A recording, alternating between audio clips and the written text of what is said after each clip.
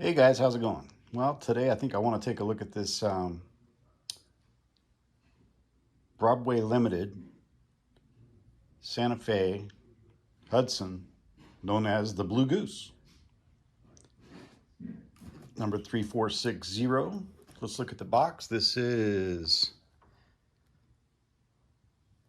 part number 7355, which is the Blue Goose 1951-1953 appearance with Paragon4 Sound DC, DCC, smoke, and HO scale. Well, here we go. Got the Santa Fe Blue Goose from Broadway Limited, brass hybrid in HO scale on the turntable. Okay, lazy Susan. Anyway, this guy showed up on the doorstep the other day. It was a pre-order. I haven't had time to open the box or check it out. I finally did today, and I'm impressed. The details are pretty impressive. Yeah. I'm going to zoom in a little bit here, so hopefully you can see some of those details. There we go. So looking pretty good. Rivet detail's pretty amazing. This lighting really helps it pop. We've got vents up here. All kinds of piping, throttle linkage. Looks like a chain. Oh, look at that. It actually is a chain. Look at this. I got the whistle. Class lights look like they may be jewels. Got a nice handrail detail going back to the cab. Side rods look good. Drivers look just amazing. Nice paint job. Really nice.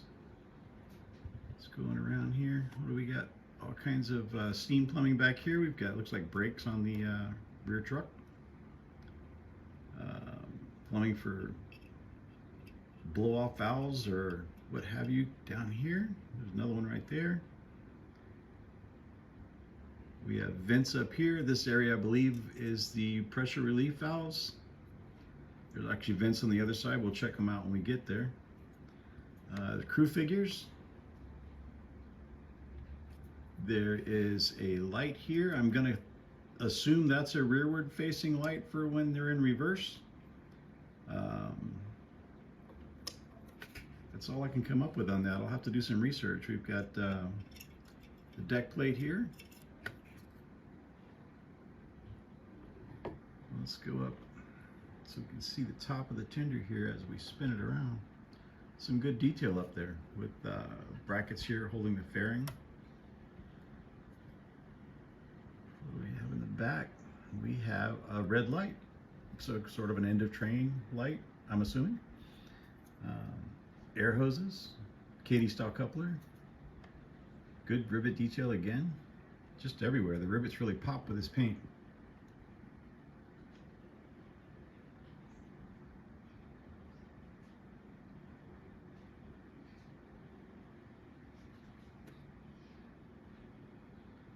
Another view of the brackets for the fairing up top. We got toolboxes. We've got access hatches for oil and water, plumbing. This looks like some sort of tool they would use to open the hatches. We have a crew figure here. There's our deck plate again. And coming around. More of the same on this side.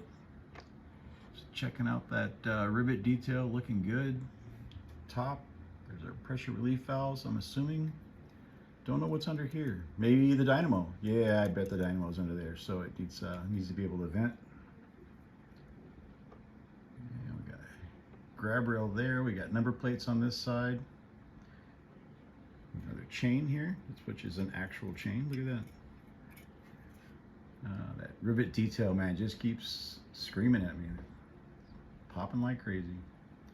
We have the stack here in the raised position, which has brought about some discussions on forums and groups. Some people don't like it. Some people don't care. I'm in the don't care group. Obviously, when the train was underway, that was up, and you know, should they have maybe allowed us to pop it off and pop on one in the lower position? Maybe, for the price. I'm going to say yes, they probably should have. But they did not, so that's that. I was going to come back here to look at this sunshade here on the side. That's pretty decent detail, and an arm pad. Look at that. Be kind of cool if he had his arm on it. I'm assuming that's like a wing window on an old car. You could flip it out and deflect the wind around the window. Wind around the window.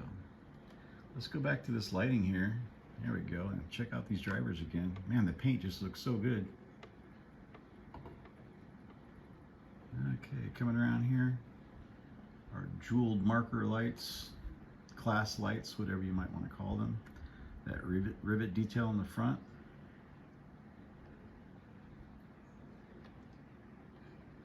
We have steps here. These little details tend to get broken off on plastic models. Hopefully they live longer on this brass model. And coming around back to the right side, we're back to the original starting point of the video, of the review. Here we have another chain, same chain as before, not another chain. The whistle, we have the looks like the actuating arm for the whistle.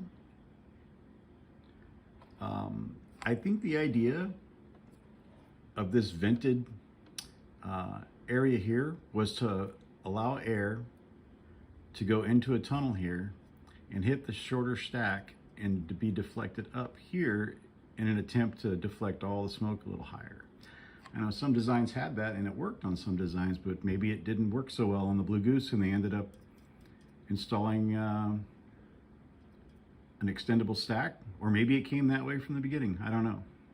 I'm not a huge Blue Goose history buff. I just like it. It looks great. It's cool to see things, locomotives that, you know, aren't black. Color's cool.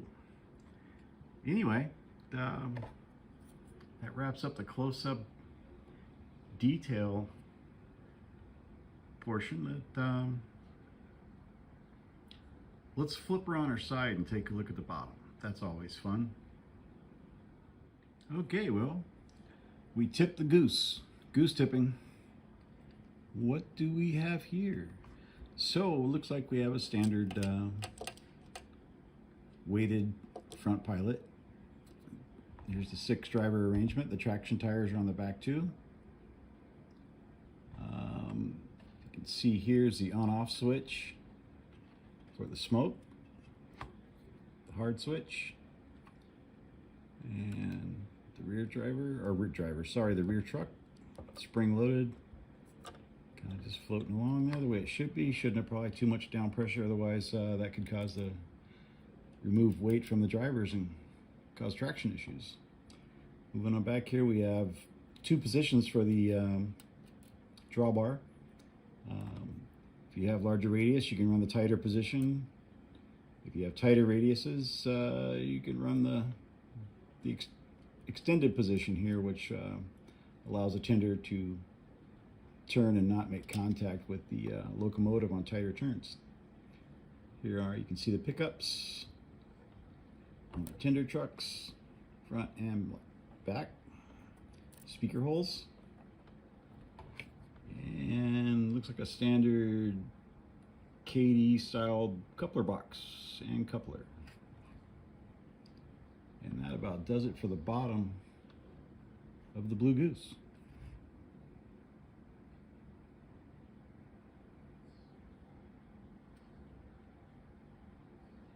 Let's check coupler height. Okay, looks like we're all on the track. Scoot back here. Let's get back to that coupler and see where we are. Looks pretty close. And obviously no coupler on the front, so the rear ones all will check.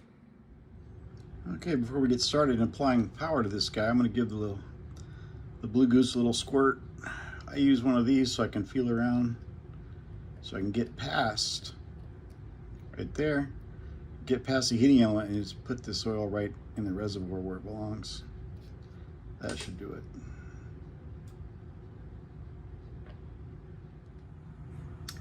Okay, I forgot to show you the extra paraphernalia in the box. There's some sort of bracket here. I'll have to look and see where that goes with a screw. There's a side rod wrench and a couple of spare traction tires. I just had this on JMRI. My JMRI is not updated, so I had to tell it it was a Paragon 3. But anyway, I set the address for 3460, and I lowered the volume because these things are super loud from the factory. Let's go ahead and see if we can get it to start up.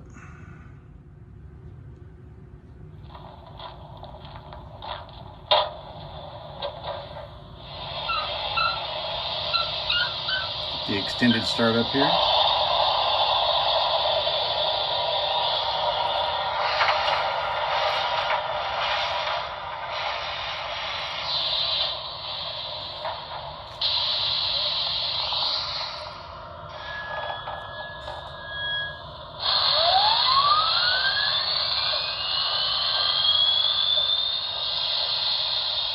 Okay, so there's that light after the cab.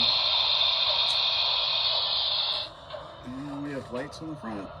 And number lights do light up. Class lights are jewels. Okay, we have a cab light.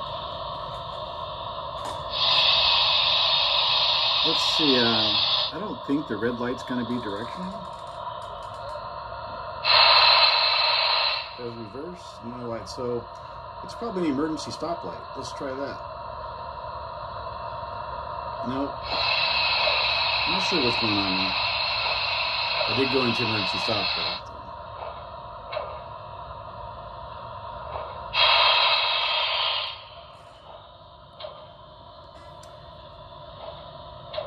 All right, let's try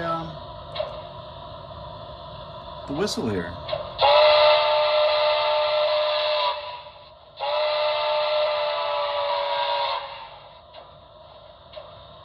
Not bad. Bell.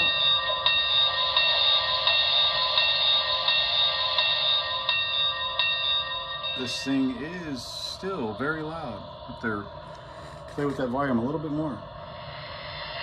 Headlight off.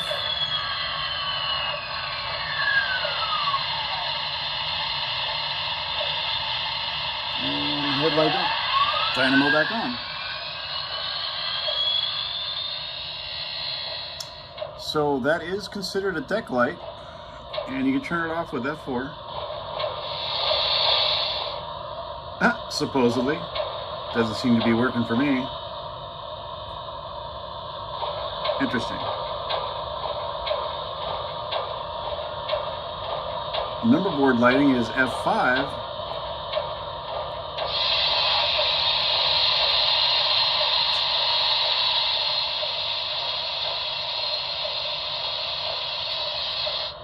Silly me, I was using Pro mode. I forgot about that. Paragon 4, you've got standard DCC operations mode and Pro mode. So let's see what we can do using the correct instructions. So F3 was coupler sounds in standard mode. And F4 was air pumps. F5 should be blowdown. Yep.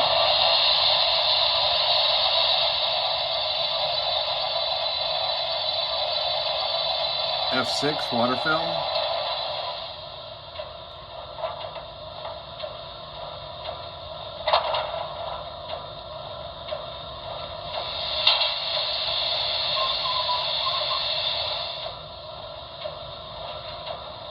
So F20 is going to be the function button to turn off the tinder light. Let's see if that works.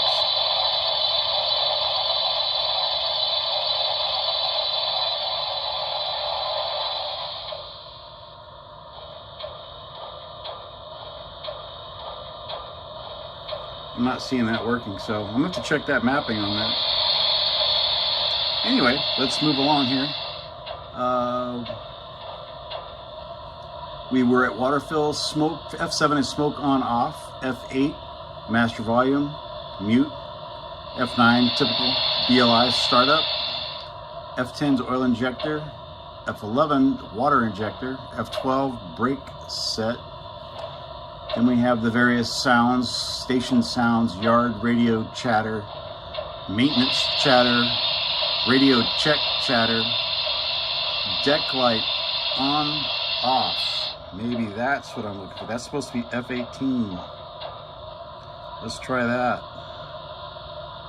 Nope. No luck. Oh, there we go. Helps to press the right button. So function 18 turns that light on off. Yep, back on. Okay. Moving down here. F19's crew chatter. So F20 is the tender light, which I'm assuming is that guy. Yep, and it's on right now. So let's see if we can turn that off with F20.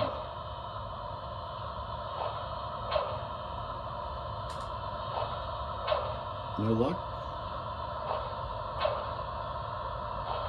Yep, there it goes. Okay, we'll get it figured out. F21 is lumber mill sounds. F22 is toggle between the whistles. Let's do that. Let's see what the other whistle sounds like.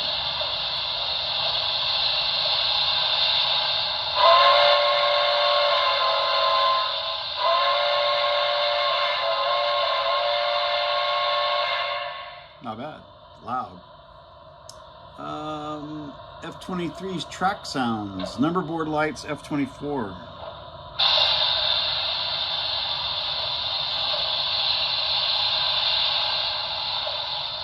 Yep. Okay. Getting there. With F25's long whistle. Let's try that.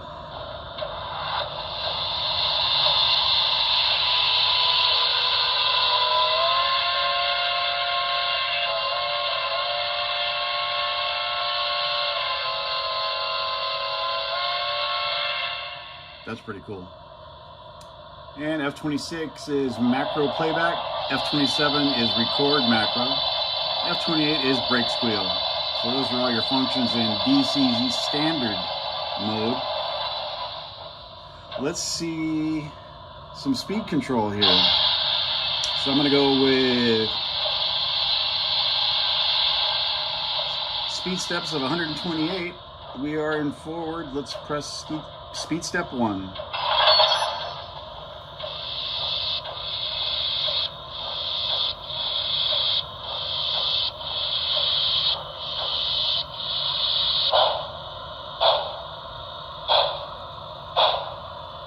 Not bad. Let's try speed step 1 in reverse.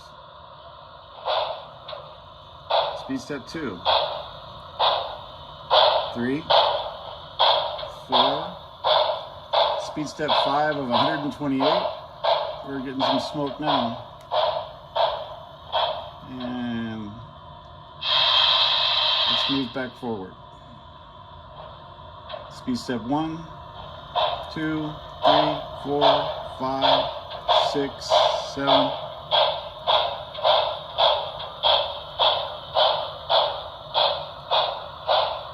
Alright. Let's switch over to 28 speed steps. Speed step 1 of 28.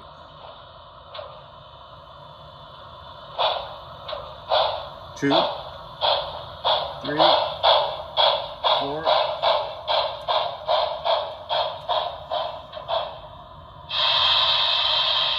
And speed step 1 of 28 going forward. 1, 2, 3, 4, 5, 6. And we should probably stop. Back her up a little bit.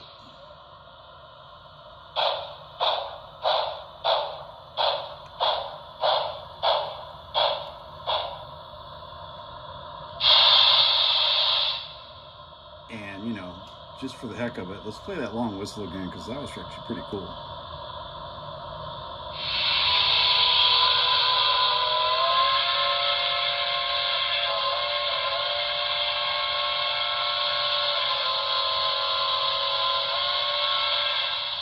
Yeah, that's cool. And let's turn off the deck light before we move to the layout.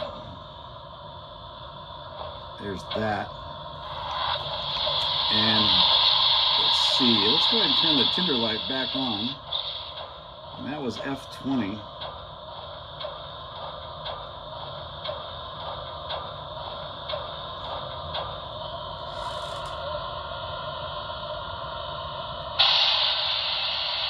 I think we got it. Yep. Leave the number lights on. And I'm going to turn the volume down before we head out to the layout. See if we can find some Santa Fe cars. I probably don't have the right passenger cars, but I do have some green Santa Fe cars. We'll string them up behind here and see how she goes. Well, here goes nothing. Had to clear the rails. Had a long freight train on the main line. So, took a few seconds, but you didn't even realize it. So let's see if we can get a start up here. Sounds like it.